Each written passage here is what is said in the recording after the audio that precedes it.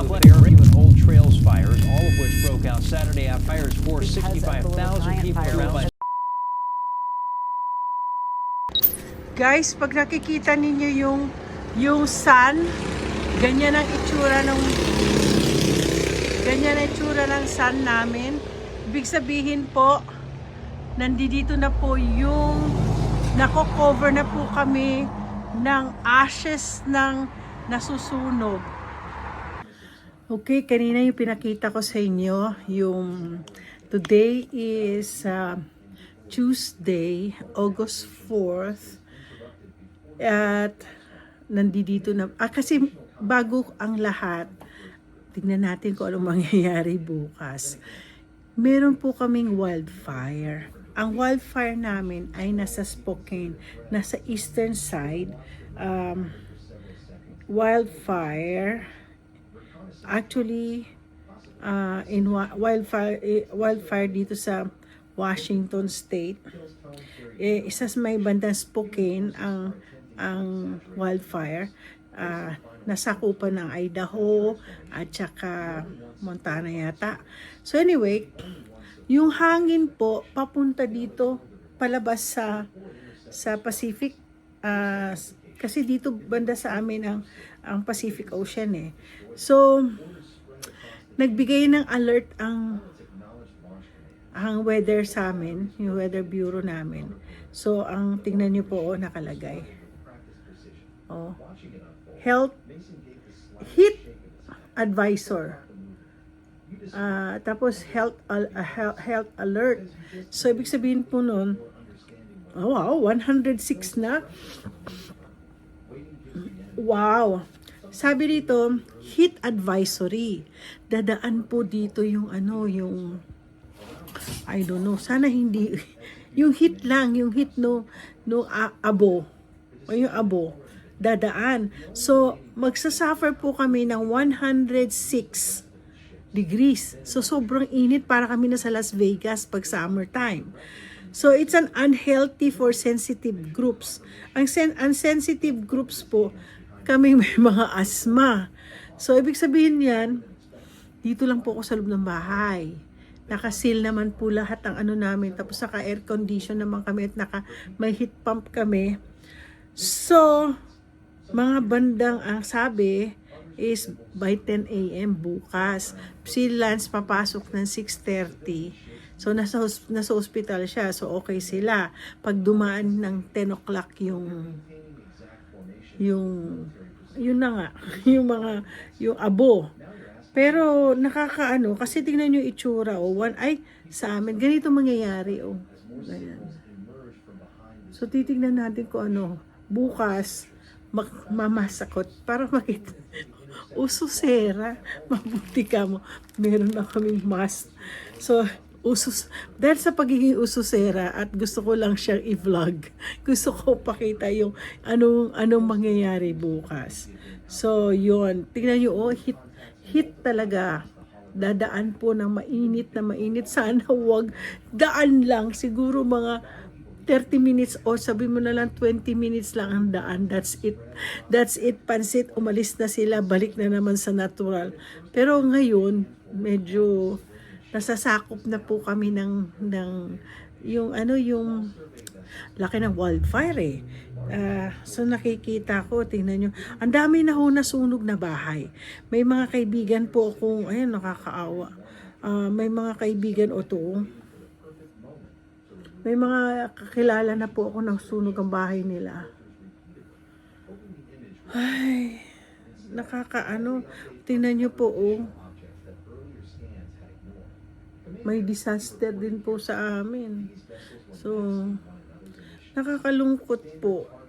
So anyways, tingnan natin bukas. Ako nagpi-preempt lang ako dito sa akin.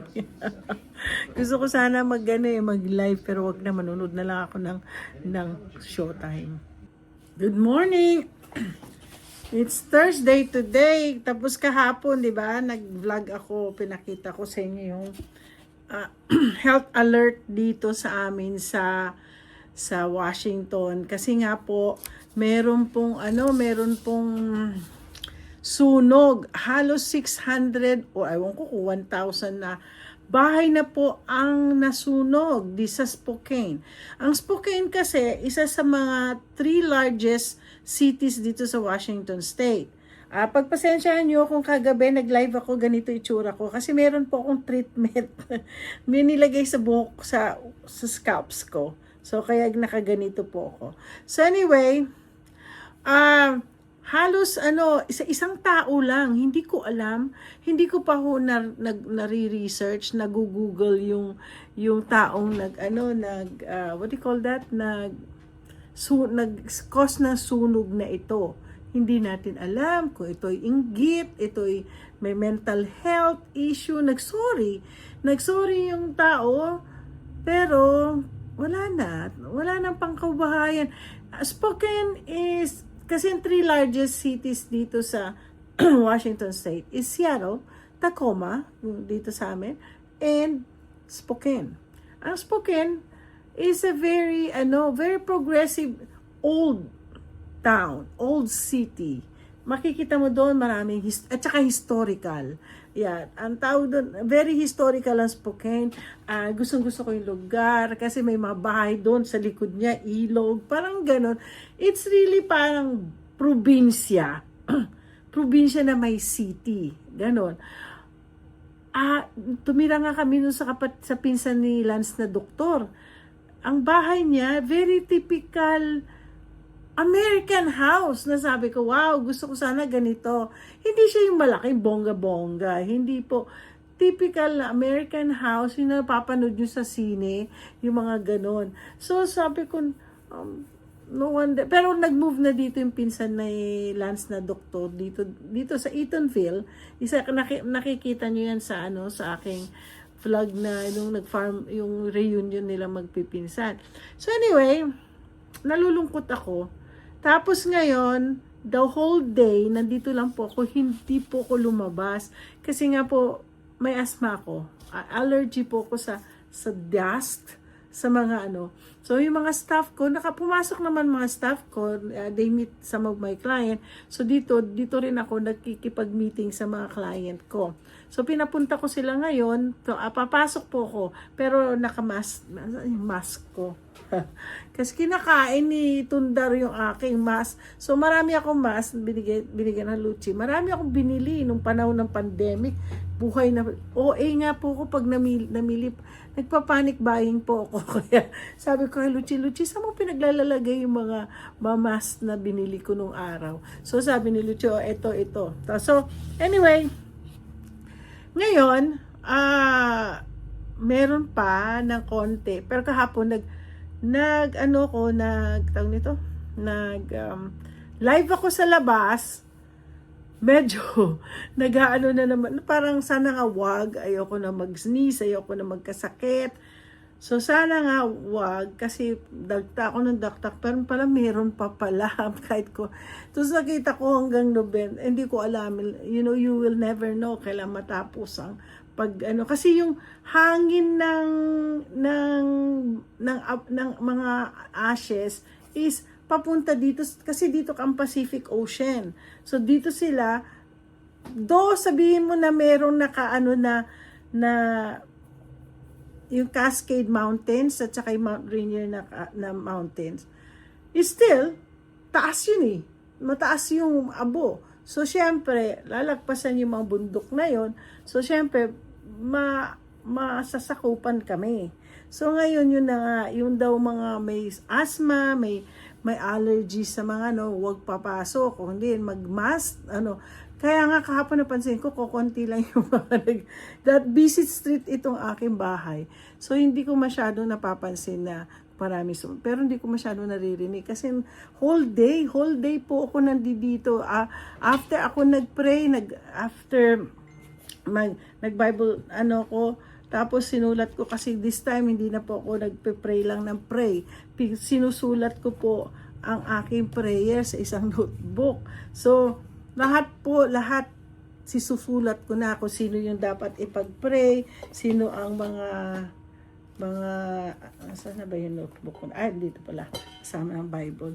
So, lahat ng pinag-pray, ang mahaba din po yung aking so, lahat po yan, sinusulat ko na, para pag dating ng kung ano yung answered prayer, ganun po gawin nyo, pag nag-pray ko kayo, after nag-read kayo ng Bible, isusulat ninyo, para kayo ng love letter sa Lord.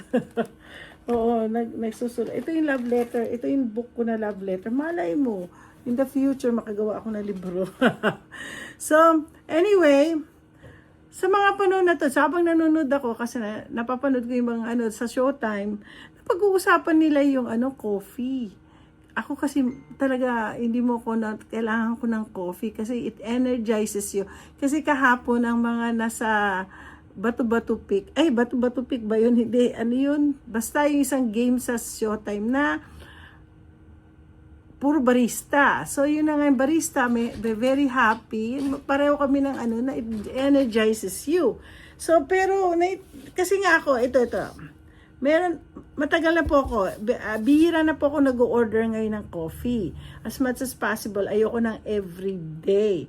So ngayon, kahapon hindi ako nagkape. Nandito lang ako sa bahay.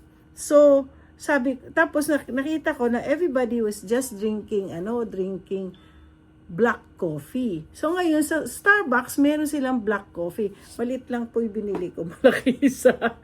Ito yung merong milk. Ito yung totally black brewed coffee. So, titingnan ko, papraktisin ko po kumain ng breakfast na just brewed coffee.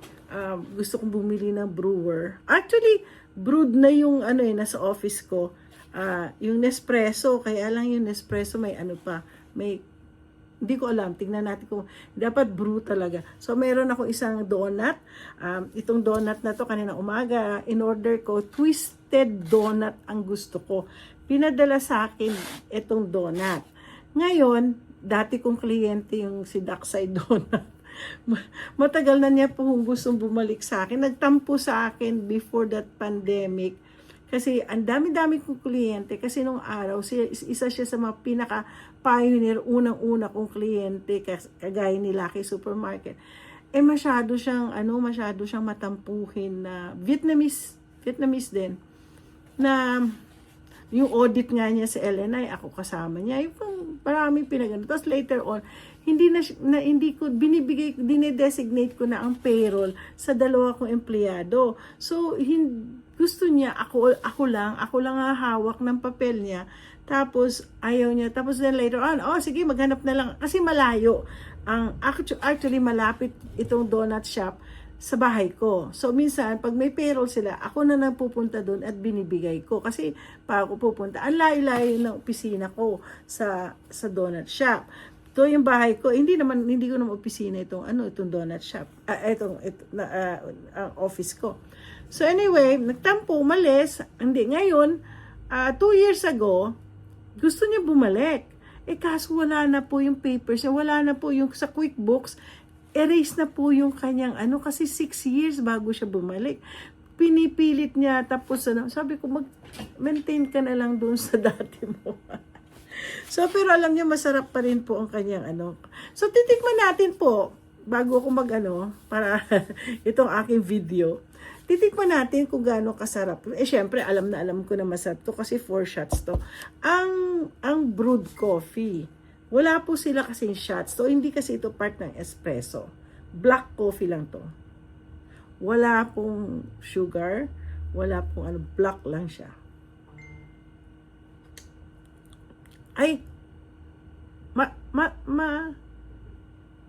Ang tawag doon? Maasim? Maasim? Or it's bitter. It's bitter. But it tastes good. Kasi pati doktor ko, huwag ka na magkape na ito na lang gagamitin mo. Mag-inom ka na lang ng black. Everybody's advising me to drink the black coffee. So ngayon sinubukan ko. Yung Amerikano, marami kasing nilalagay. So dapat, kung inom ka daw ng kape, black, totally black. Masarap. Okay lang siya. makakayanan ko. Pero mahal din ho kasi to, kaya nga iinumin ko with my matching donut. Mag-breakfast po tayo.